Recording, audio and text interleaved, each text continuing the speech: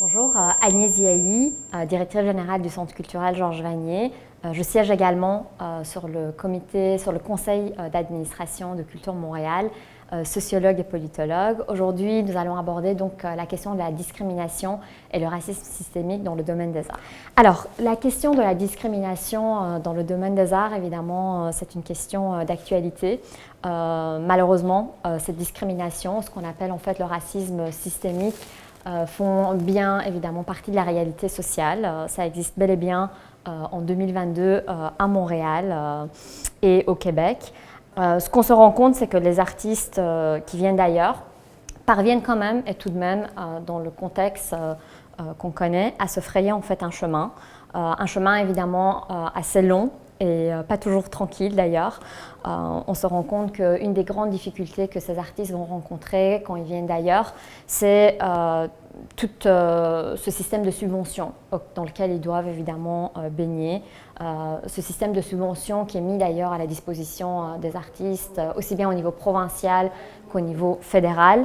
On se rend compte que souvent c'est des systèmes peu connus ou méconnus ou mal connus.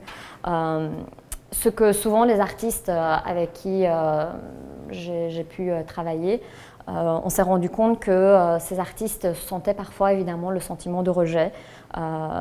Évidemment, ils étaient confrontés à énormément de difficultés liées aux contraintes déjà du milieu.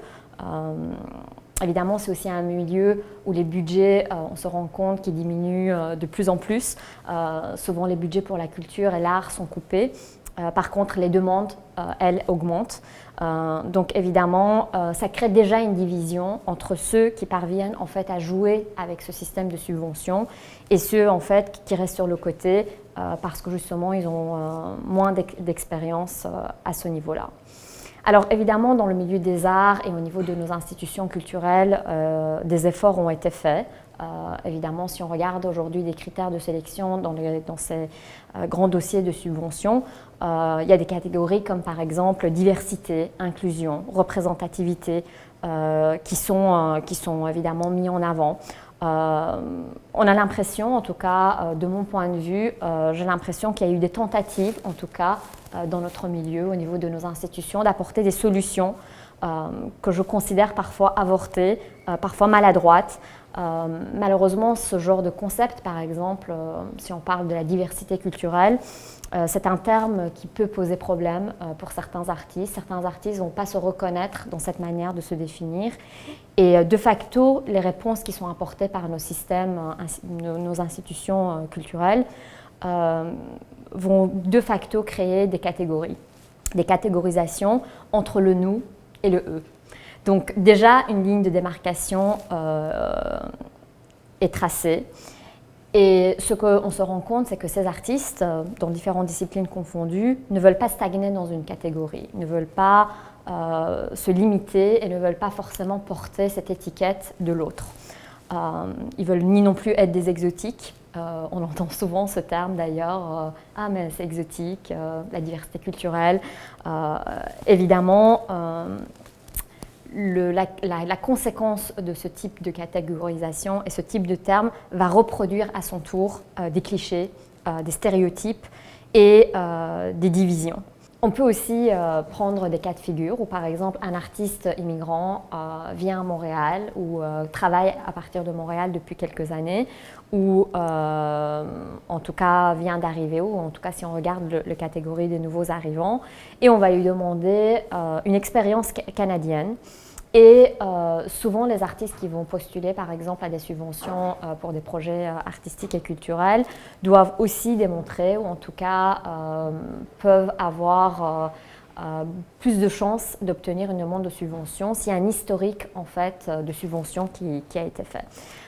Ce qui est problématique dans le cas, par exemple, d'un artiste à nouveau arrivant à Montréal ou au Québec de manière plus générale, c'est que, étant donné qu'il vient d'ailleurs et qu'il a cette expérience professionnelle d'un autre pays, d'un ailleurs, comment alors dans ces cas-là répondre à ce critère d'historique des subventions à son actif et comment aussi cet artiste peut se prévaloir d'une expérience dite canadienne. Alors, Le problème majeur qui se pose dans ce cas de figure, c'est qu'il y a en fait une sous-considération ou en tout cas un manque de valorisation d'une expérience professionnelle en art qui s'est d'ailleurs construite ailleurs et on la considère pas, ou en tout cas on la valorise pas à son juste titre, étant donné que cette expérience professionnelle quelconque vient ou en tout cas a été construite dans un autre pays. Pour revenir à la thématique davantage de la discrimination, j'ai parlé tout à l'heure du sentiment de rejet. Un artiste peut évidemment être habité par ce sentiment de rejet. Il peut aussi évidemment, dans le marché de l'emploi et dans le domaine des arts aussi, d'ailleurs on peut dire que finalement dans le domaine des arts n'est pas aussi différent qu'en dans d'autres domaines à certains égards. Il y a une difficulté parfois à trouver un emploi et surtout un emploi payant ou gratifiant. Souvent, on se rend compte que les postes clés ou les postes de direction sont très difficiles d'accès pour, en tout cas, ces artistes qui sont issus d'immigration. On se rend compte aussi que souvent, ces artistes vont aller vers des postes ou des rémunérations beaucoup plus faibles, avec beaucoup moins de sécurité d'emploi. Ça, c'est des choses évidemment que les artistes vont rencontrer pendant une grande partie, en tout cas, de leur carrière artistique, à moins d'être chanceux et d'obtenir en fait une subvention ou un poste, en tout cas avec une rémunération qui leur permet d'en vivre. Ce qu'on se rend compte aussi, c'est que beaucoup de ces artistes vont par exemple être à cheval sur plusieurs boulots. D'ailleurs, c'est des petits boulots qu'on appelle dans le jargon, des petits boulots de manière simultanée pour avoir en fait une pratique artistique professionnelle à côté. On se rend compte aussi que pour beaucoup de ces artistes, que ce soit d'ailleurs nouveaux arrivants ou des artistes issus de l'immigration, il y a véritablement un problème de réseau. On se rend compte aussi qu'aujourd'hui, cette lacune au niveau du réseau, du réseautage, fait en sorte qu'il va y avoir aussi des difficultés finalement à intégrer de manière beaucoup plus rapide et beaucoup plus aisée le milieu du travail. Alors on se rend compte aussi que finalement ce qui est le plus important, ce n'est pas forcément le talent artistique, mais qui on connaît, quel est notre carnet d'adresses. Et d'ailleurs, c'est un aspect assez universel. Je pense que cette réalité-là ne concerne pas uniquement Montréal, mais on se rend compte qu'aujourd'hui, dans beaucoup de milieux, c'est le réseau finalement qui va avoir le dernier mot. Une autre difficulté aussi pour ces artistes, c'est qu'une fois qu'ils parviennent aussi à intégrer le marché professionnel, ou en tout cas de rentrer dans un cadre professionnel lié à leur discipline artistique, il y a des lacunes en fait au niveau de la culture du travail ou des codes du travail. Ça d'ailleurs, ce serait dans des recommandations qu'on pourrait discuter. De quelle manière ces artistes qui viennent d'ailleurs, ces artistes immigrants, les nouveaux arrivants, peuvent en fait être accompagnés pour maîtriser finalement ce qui est du non-dit, c'est-à-dire la culture du travail ou les codes de travail. Ça, personnellement, moi, c'est quelque chose aussi que personne ne m'a appris. J'ai un peu appris sur le tas. Ce n'est pas des informations qu'on peut trouver dans des livres ou dans des rapports ou dans des bilans. C'est vraiment dans le contexte et sur le terrain, je dirais, qu'on arrive en fait un petit peu à se forger et à connaître ces codes cette culture du travail qui est évidemment qui est nouveau pour n'importe quel immigrant qui vient d'ailleurs. C'est finalement de dire que l'immigré n'est pas un étranger et qu'il n'est plus l'autre à partir du moment où il est ici et qu'il est en train de faire et construire sa vie ici. Souvent, que ce soit l'immigrant, le nouveau arrivant ou l'artiste, je ne fais pas de distinction, on cherche en fait à être un habitant à part entière, on cherche à être un citoyen avant tout. Et donc toutes ces catégories de diversité culturelle, cette recherche de l'exotisme exacerbé, va un petit peu à contre-courant du souhait, par exemple, d'un artiste qui souhaite tout simplement être un citoyen à part entière et surtout faire partie d'une collectivité sociale et surtout faire partie d'une communauté, mais une communauté artistique au sens large et pas forcément une communauté ethno-culturelle quelconque. C'est plus en fait dans cette collectivité-là que j'ai l'impression que beaucoup d'artistes souhaitent se reconnaître et en faire pleinement partie, en essayant si possible d'effacer les frontières, si possible en essayant d'effacer en fait ces catégorisations. Moi j'appelle ça des boîtes qui parfois étouffent les artistes et les limites aussi dans leur liberté d'expression, dans leur liberté de création. Donc voilà, je pense que je m'arrêterai ici et puis on va continuer la discussion.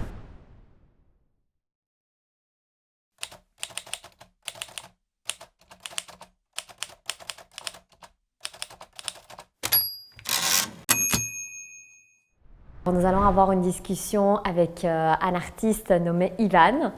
Bonjour Ivan. Bonjour. Alors présente-nous un petit peu, parle-nous un peu de ta pratique, présente-toi si tu peux en quelques mots et surtout ta pratique artistique. Ok, bonjour, mon nom c'est Ivan Ateortua. Je suis un artiste d'origine colombienne. Je fais de l'art depuis que je suis ici à Montréal. En fait, c'est l'immigration qui a marqué d'une façon mon style artistique et le fait que je sois artiste. Alors, est-ce que depuis que tu es à Montréal, parle-nous un peu de ton expérience, comment tu es arrivé à Montréal, puis depuis que tu es là, est-ce que tu as expérimenté le racisme systémique ou des formes de discrimination? Puis, c'est ça, donner quelques exemples de ton vécu. Ok, alors pour les artistes qui viennent d'ailleurs, le plus difficile c'est comme le manque de visibilité et le manque de représentation. Normalement, les artistes qu'on entend à la télé ou dans les magasins d'art et tout ça, c'est des artistes avec des noms québécois. C'est pas normal d'avoir des artistes d'origine d'ailleurs. Alors, il n'y a pas comme un chemin clair de comment tu fais pour arriver là-bas. Et aussi, le manque d'opportunités pour commencer, comme tu disais avant, ils vont toujours te demander des expériences canadiennes, des expériences québécoises, mais si tu viens d'ailleurs, qui va te donner les premières opportunités, qui va t'ouvrir les portes et qui va te montrer comment partager ton art. Alors, on arrive toujours à être découragé et à penser que c'est parce que je n'ai pas assez de talent et parce que c'est... Mais normalement, c'est juste parce que tu ne sais pas comment faire les choses et il n'y a personne qui t'aide. Est-ce que dans la manière de te définir, comment tu définirais aujourd'hui ton identité? Parce que souvent, c'est ce qu'on va demander aussi. Parfois, on a vu tout à l'heure, il y a des catégorisations, artistes dits de la diversité, artistes issus de la diversité culturelle. Et puis, on a tout à l'heure parlé un petit peu ensemble de l'exotisme. Toi, comment tu te sens par rapport à ces concepts? Puis comment toi, si on te donnait aussi cette possibilité de t'auto-définir, comment tu te définirais en quelques mots? Moi, je me définis comme artiste immigrant. Mais ça aussi, tu es dans comment tu sens que tu es toujours en train d'immigrer, mais quand tu es déjà ici, tu fais partie de la société, ça te donne comme une identité double. C'est difficile à décrire, mais au début de ma carrière, j'avais beaucoup de thématiques que je voulais explorer, mais on finit toujours par s'identifier avec notre lieu d'origine et les artistes issus de l'immigration, et toujours à explorer des thématiques similaires parce que ça donne plus de force à ta démarche artistique, mais ce n'est pas toujours parce que tes projets veulent explorer ça. Alors c'est comme ça, c'est comme une boîte où tu dois rester pour être capable de naviguer un peu les systèmes de l'art. Mais tu sens toujours que c'est comme il y a les artistes québécois, les artistes immigrants. C'est comme nous ne sommes jamais dans la même boîte et je pense qu'on n'a pas les mêmes opportunités. Oui. Et tu sens que parfois, souvent, on va venir te chercher sur justement tes origines ou ton identité qui est liée à ton pays d'origine. Et j'imagine, enfin, je peux comprendre que parfois tu peux se sentir étouffé parce qu'un artiste, par défaut, j'ai envie de dire, efface les frontières, n'a pas envie d'être dans une boîte, n'a pas envie de se sentir étouffé dans une catégorie. J'imagine que par rapport à ce que tu nous dis, tu ressens parfois ce sentiment-là et on vient vraiment te chercher toujours par rapport au même sujet, par rapport à tes questions liées à ton pays d'origine ou peut-être cette recherche d'exotisme que par exemple on a envie de voir dans ta démarche artistique. Oui, c'est ça. Je me sens toujours un peu jugé par ma catégorie d'artiste immigrant plutôt que par mon travail juste seul. J'aimerais que les gens puissent voir mon travail, le juger sans l'identifier avec quelqu'un qui vient d'ailleurs, ou un artiste immigrant, latino, tout ça. Je trouve souvent que les gens disent comme « Ah, tu viens de l'Amérique du Sud, c'est pour ça que tes œuvres sont colorées, c'est pour ça que tes œuvres ont des têtes de mortes et des choses comme ça. » Non, c'est pas parce que je suis latino-américain, c'est juste moi qui veux le faire comme ça, mais je veux pas que les gens jugent mon travail toujours par mon origine. Alors oui, ça t'empêche, ça te coupe la liberté d'explorer. Je pense que le travail des artistes, c'est d'être créatif, mais s'ils vont toujours te chercher parce qu'ils ont besoin d'un artiste issu d'une minorité visible, tu dois toujours aussi mettre ça en valeur, avant tout, et ça te coupe des possibilités aussi d'explorer d'autres choses. Absolument. Et toi, tu as de toute façon une expérience aussi à l'extérieur du Canada, du Québec. J'ai l'impression que tu as aussi pas mal voyagé dans ta vie. Si tu devais faire la comparaison entre ce qui se passe un peu ailleurs et ici, qu'est-ce qui te frappe le plus ici à Montréal plus particulièrement? Et puis, est-ce que toute cette expérience que tu as aussi construite à travers... à l'extérieur de ce territoire, est-ce que tu penses que parfois, est-ce que c'est une expérience qui est valorisée, est-ce que c'est une expérience qui est reconnue, où on fait absolument abstraction un petit peu, disons, de ton passé ou de tous tes bagages? Comment tu te sens un peu par rapport à ça, puis en partant de ton propre expérience, comment tu vois les choses? Oui, je trouve que, par exemple, à l'Amérique du Sud, c'est différent. C'est comme les artistes qui viennent d'ailleurs sont plus valorisés. Et ici, c'est les artistes qui viennent d'ailleurs sont moins valorisés. C'est toujours comme la culture québécoise, c'est au premier. Il y a comme un discours qu'on entend beaucoup anti-immigration, que c'est comme les immigrants viennent ici pour prendre les jobs, les travaux des gens, et ils sont une menace pour la culture québécoise, pour la langue française.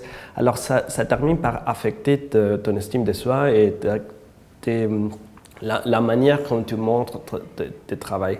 Alors, des fois, c'est pas, ils ne te donnent même pas l'opportunité de montrer ce que tu as vécu ailleurs. C'est juste ce que tu as fait ici qu'on peut.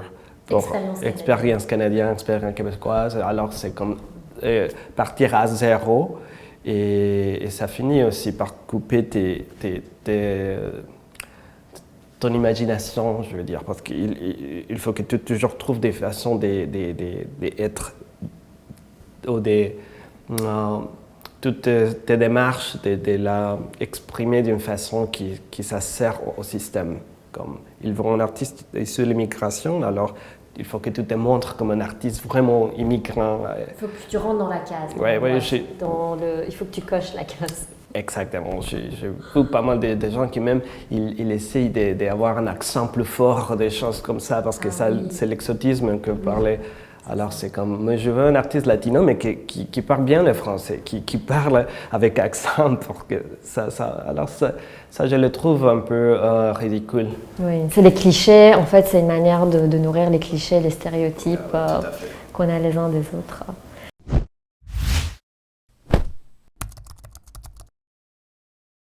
Alors, j'aimerais te poser une dernière question en termes de recommandations, étant donné ton vécu, ton expérience. Si tu devais faire quelques recommandations, quelques suggestions ou conseils, qu'est-ce que tu pourrais nous dire?